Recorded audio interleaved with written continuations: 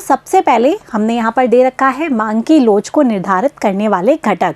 यहाँ पर आप देख रहे हैं बहुत ही प्यारा डायग्राम बना है जिससे आपको सारे घटक एक बार में क्लिक कर जाएंगे। कौन कौन से हैं? वस्तु की प्रकृति, प्रतिस्थापन वस्तुओं की उपलब्धता, वस्तुओं की विभिन्न उपयोग, उपभोक्ता की बजट में वस्तु की महत्ता, उपभोग को स्थगित करना, उपभोक्ता की आदतों पर और समयावधि। तो ये सारे घटक मांग की लोच को प्रभावित करते हैं जिसका कि अध्ययन हम वन बाय वन करेंगे। तो सबसे पहले हम देखते हैं वस्तु की प्रकृति। हमने ये पहले भी जाना था कि कैसी वस्तु है उसके आधार पर मांग की लोच कैसी है। तो हमने देखा था ना कि यदि इकाई के बराबर मांग की लोच होती है तो कौन सी वस्तु में होती है? आरामदायक वस्तुओं में। और मांग की लोच लोचदार किस में होती है? कौन सी वस्तुओं में होती है? विलासिता की वस्तुओं में। और आवश्यक वस्तुओं में मांग की लोच कैसी होती है? बेलोचदार, जिसका हमने अच्छे से अध्ययन भी किया था। तो यही यहाँ पर है कि आवश्यक वस्तु जैसे अनाज, दवाएं, इसमें कैसी होती है? बेलोचदार, क्योंकि इन वस्तुओं को हम क्या नहीं कर सकते? स्थगित नहीं कर सकते। इनका उपभोग तो हमें करना ही होगा और इनकी कीमत में यदि परिवर्तन आता है तो इनकी मांग मात्रा में ज़्यादा परिवर्तन नहीं होता, अर्थात कीमत की तुलना में मांग मात्रा में कम परिवर्तन होता है, इसलिए कैसी होती है? बेलोचदार। और जबकि आरामदायक वस्तु में जितना कीमत में परिवर्तन होता है उतना ही मांग मात्रा में परिवर्तन हो जाता है, तो कैसी होती है? इकाई के बराबर। तो आरामदायक जैसे पंखे, फ्रिज, इसमें कैसी होती है? इकाई के बराबर। जबकि विलासिता की वस्तुओं में यदि कीमत में कमी आ जाती है तो मांग मात्रा में बहुत अधिक परिवर्तन होता है, तो इसीलिए कैसी होती है मांग की लोच? लोचदार, इकाई से अधिक। ये आपको याद रखना है कि कौन सी वस्तुओं में मांग की लोच किस प्रकार की होती है। तो आरामदायक में इकाई के बराबर, विलासिता में लोचदार और आवश्यक वस्तुओं में बेलोचदार मांग की लोच होती है। ठीक है, तो ये है वस्तु की प्रकृति के आधार पर। दूसरा है प्रतिस्थापन वस्तुओं की उपलब्धता। तो बच्चों, जिस वस्तुओं के जितनी स्थानापन्न वस्तुएं उपलब्ध होंगी, जैसा कि हमने पढ़ा था, स्थानापन्न वस्तुएं अर्थात एक वस्तु के स्थान पर दूसरी वस्तु को प्रयोग में काम में लिया जा सके, जैसे कि चाय और कॉफ़ी। तो जिस वस्तु के जितने स्थानापन्न होंगे तो मांग वक्र कैसी होगी? लोचदार, क्योंकि उपभोक्ता दूसरी वस्तु पर चला जाएगा। आया समझ में? यदि चाय की कीमत बढ़ जाती है तो उपभोक्ता क्या करेगा? चाय की कीमत बढ़ने पर उसके उपभोग को तो क्या कर देगा? कम कर देगा और कॉफ़ी को बढ़ा देगा। समझ में आ रहा है? तो प्रतिस्थापन वस्तुओं में चेंज होता चला जाता है, तो इससे मांग की लोच कैसी होती है? लोचदार। और यदि कम प्रतिस्थापन वस्तुएं हैं तो उपभोक्ता को वही खरीदना पड़ेगा। आ रहा है समझ में? चाहे कीमत कम हो चाहे कीमत वृद्धि हो तो उसकी मांग मात्रा बहुत कम परिवर्तित हो पाती है। जैसे कि गेहूं की प्रतिस्थापन वस्तुएं तो हैं, लेकिन उपभोक्ता क्या करता है? गेहूं ही खाना प्रेफर करता है। तो जिसकी प्रतिस्थापन अधिक है तो मांग की लोच कैसी होगी? लोचदार। और जिसके प्रतिस्थापन पदार्थ कम है तो मांग की लोच कैसी होगी? बेलोचदार। यही यहाँ पर बात लिखी है कि स्थाना पदार्थ अधिक है तो चाय और कॉफ़ी जैसे तो लोचदार, इकाई से अधिक। और स्थानापन्न पदार्थ कम होते हैं जैसे कि गेहूं, तो मांग की लोच कैसी होती है? बेलोचदार, इकाई से कम। ठीक है बच्चों, अगला हम देखते हैं कि वस्तुओं के विभिन्न उपयोग।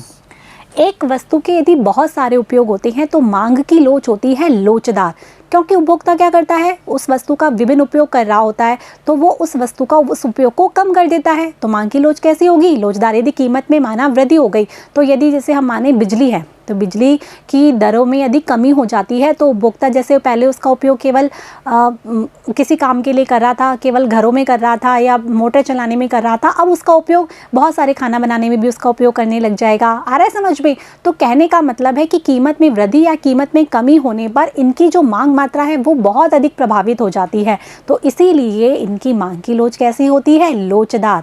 समझ में आ गया कि वस्तुओं के विभिन्न उपयोग होने पर मांग की लोच कैसी होती है? लोचदार। जबकि वस्तु का केवल एक ही उपयोग होता है तो मांग की लोच कैसी होती है? बेलोचदार। यही बात है कि विभिन्न उपयोग होने पर लोचदार और एक ही उपयोग होने पर कैसी होती है? बेलोचदार, क्योंकि एक ही उपयोग होगा तो वस्तु को वहीं काम में लेंगे। यदि कीमत कम हो या वृद्धि हो तभी उसी वस्तु को काम में तो लेना ही होगा, तो कैसी हो गई? बेलोचदार। ठीक है बच्चों, जो अगला कारक है जो उसको प्रभावित करता है वो है उपभोक्ता की बजट में वस्तु की महत्ता। यदि उपभोक्ता किसी वस्तु पर अपनी आय का कम अनुपात खर्च कर रहा है, जैसे कि माचिस, सेफ्टी पेन, इस पे कितने से रुपए खर्च होते हैं, पेंसिल, तो कैसी होगी मांग की लोच? बेलोचदार होगी। कैसी होगी? बेलोचदार। आय का यदि कम अनुपात व्यय होता है तो मांग की लोच बेलोचदार होगी। यदि आय का अधिक अनुपात व्यय होता है, जैसे कि कार खरीद ले, घर खरीद ले, तो इसमें क्या होगा? मांग की लोच लोचदार होगी। अब ऐसा क्यों होता है? क्योंकि यदि मांग आय का कम अनुपात खर्च हो रहा है तो उपभोक्ता इतना नहीं सोचता। आया बच्चों समझ में?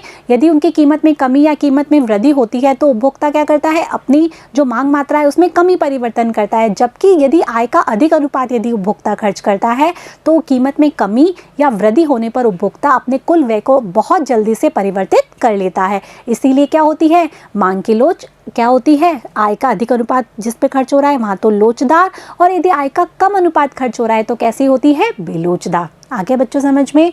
आय का यदि अधिक अनुपात है कार और जैसे घर पर तो कैसी होती है, लोचदार। अगला है जो कि प्रभावित करता है मांग की लोच को, वो है उपभोग को स्थगित करना। कई ऐसी चीज़ें होती हैं जिसका हम उपभोग फ्यूचर के लिए छोड़ देते हैं, जैसे कि गृह निर्माण। यदि हमें घर निर्माण करना है और अभी हम देख रहे हैं ब्याज दर बहुत अधिक है तो हम ये सोचते हैं कोई बात नहीं थोड़े दिन बाद कर लेंगे। जबकि कुछ वस्तुएं होती हैं जैसे कि खाना खाना, गेहूं खाना या अनाज खाना या फिर और कुछ केला खाना, फ्रूट्स खाना, जो भी है, तो उनमें हम क्या कर सकते हैं, उसके उपभोग को स्थगित नहीं कर सकते।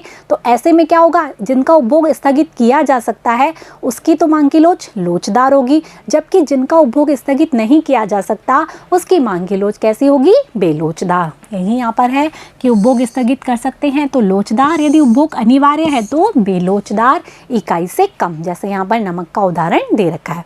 ठीक है बच्चों, जो अगला कारक है जो कि उपभोग को प्रभावित करता है, मांग की लोच को प्रभावित करता है, वो है उपभोक्ता की आदतों पर।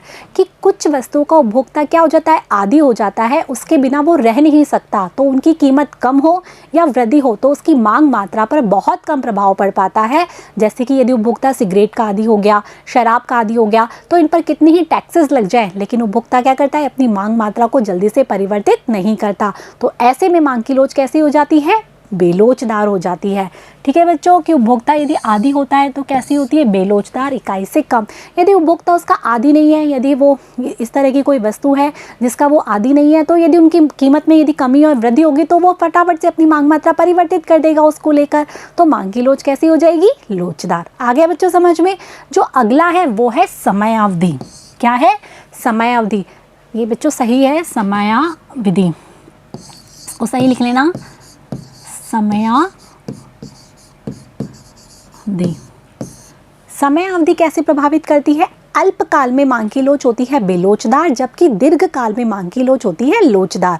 क्योंकि अल्पकाल में उपभोक्ता जल्दी से अपनी आदतों को परिवर्तित नहीं कर पाता, जो भी उसको खरीदना है वो खरीदेगा ही, जबकि दीर्घकाल में जो उसकी आदतें हैं, उसकी रुचि है, उसके फैशन है, वो क्या हो जाते हैं, परिवर्तित। इसीलिए मांग की लोच कैसी होती है, लोचदार। तो अल्पकाल में कैसी होती है, बेलोचदार, और दीर्घकाल में लोचदार या इकाई से अधिक। तो इस तरीके से हमने ये 7 कारक पढ़े जो कि वस्तु की मांग की लोच को प्रभावित करते हैं। आपको याद रहेंगे ना? और आपको ये भी याद रखना है कि कौन से कारक में लोचदार होती है और कौन से कारक में बेलोचदार, जिसमें हमने वस्तु की प्रकृति पढ़ी, उपभोक्ता का कितना, आय का कितना भाग उस पर खर्च करता है वस्तु पर, प्रतिस्थापन वस्तुओं की उपलब्धता को देखा, उपभोक्ता का आदी होना देखा, वस्तुओं के विभिन्न उपयोग देखे, समय अवधि देखी, आदि के द्वारा जो मांग की लोच प्रभावित होती है। तो बच्चों याद रहेगा ना? तो इसी के साथ आपका चैप्टर यहाँ पर एंड होता है। इसमें हमने विभिन्न चीज़ें पढ़ ली, मांग की लोच की परिभाषा देखी, मांग की लोच को मापने की विधियाँ देखी, मांग की लोच की श्रेणियाँ देखी और मांग की लोच को प्रभावित करने वाले घटक भी देखे। तो आपको याद रहेगा। अब आगे के वीडियो में हम मिलेंगे पाठ्य पुस्तक के वस्तुनिष्ठ और अति लघुत्रात्मक प्रश्नों के साथ। तो इसके लिए आपको क्या करना है, पूरे लेसन को अच्छे से रिवाइज करना है, उनको ढंग से पढ़ना है, अपनी कॉपी में जो भी आपने नोट कर रखा है उनको अच्छे से वापस से रिवीजन कर लेना है। Thank you.